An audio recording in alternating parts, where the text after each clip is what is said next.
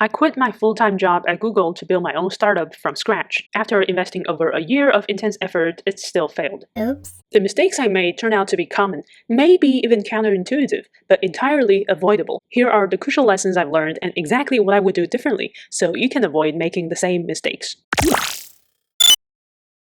1. Talk to users, but do it the right way. There are only two things that matter in early startup days, as suggested by Y Combinator. Build your product and talk to users. My initial startup idea, Soul Echo, was a platform to create memorial pages for loved ones who passed away. Because I had a strong technical background, building Soul Echo was quick and easy. The tricky part was talking to users. I reached out to over 200 potential users, including friends, family, and people from Reddit's grief support communities. More than 40 people told me something like, "Oh, this is such an amazing idea, I really like it. I definitely use this." Some even eagerly suggested specific features for me to build. So I took this as a great sign. But the reality is, when the product launched, nobody used it. Even after gradually making the user interface smoother, prettier, and adding more useful features based on their suggestions and my own ideas, very few people actually ended up using it. Why did this happen? It took me almost a year to finally realize the root cause, after I read The Mom Test. Turned out I was asking the typical wrong questions, the leading hypothetical ones, like, if I build this, would you use it? Or, do you think this is a good idea? Or, what features do you think I should add? These questions just invite people to lie to me, out of niceness, of course, to give polite or overly positive responses instead of honest feedback. After all, people naturally avoid telling you directly that your baby is ugly, especially your mom. Specifically, these questions fail because they zoom in prematurely. They focus immediately on solutions or features rather than uncovering real user problems. They rely on hypothetical behaviors, yet in reality, people often say they'll do things but act differently. They also take feature requests at face value. The Mom Test specifically says, listen to their problems, not their solutions. It's like that famous, although possibly misattributed, Henry Ford quote, "If I had asked people what they wanted, they would have said faster horses." Instead, we should ask open-ended questions like, what's the hardest part about doing something? When was the last time this happened to you? How are you solving it today, and how well is that working? What else have you tried to solve this problem? Ultimately, asking the right questions reveals the real pain points, so you can avoid months of wasted effort and build something people actually want. And of course, I would highly recommend you to read the book.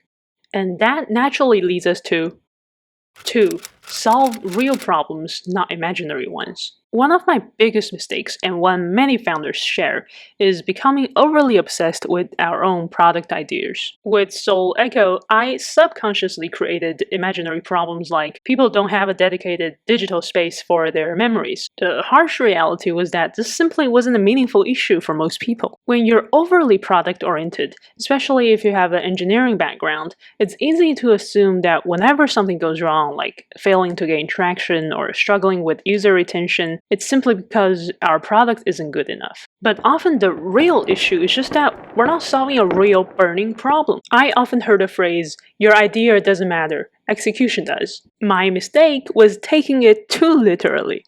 The correct interpretation should be that simply having a good idea isn't enough. We need strong execution. But starting with a bad idea, one that doesn't address an actual meaningful problem, will severely limit our success. If we aren't solving a real problem, no amount of execution can save us. So again, in the early stage, we should focus on the right problems, not the solutions. By the way, here's a helpful personal heuristic I've noticed from observing around 50 successful startups. Ideas that clearly help people or businesses make money, or save time typically have a higher chance of success. Not a guarantee, but definitely something worth keeping in mind.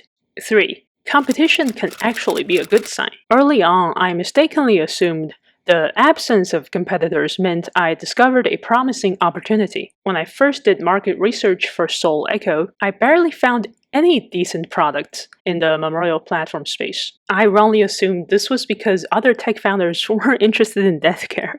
They'd rather focus on more appealing fields such as AI or cloud computing, fintech.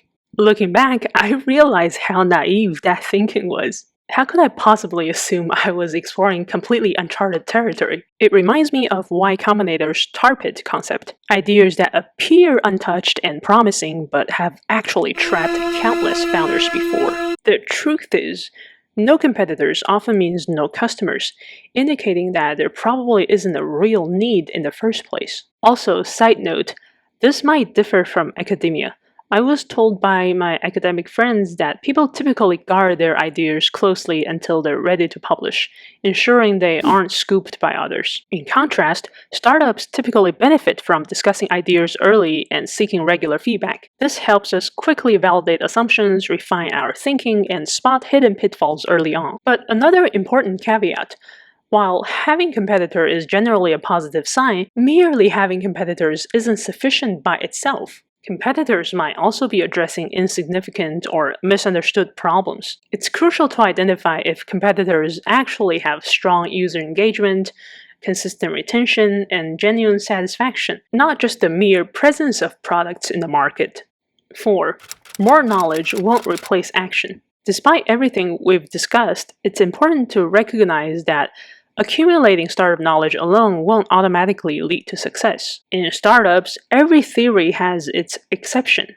What one founder struggles with, another finds intuitive, and the reverse is just as true. For instance, I'd often heard that execution is tough, and that solo founders typically struggle with loneliness. Surprisingly, these weren't significant hurdles in my own journey. Yet many classic first-time founder mistakes still happen to me, despite thinking I already knew better. Most of my meaningful learning came directly from doing, regardless of how far the startup ultimately went. Although I closely followed top startup advice for years and thought I had some grasp, the difference between theory and actual execution turned out to be enormous. More knowledge without action doesn't just fail to help, it actively deceives.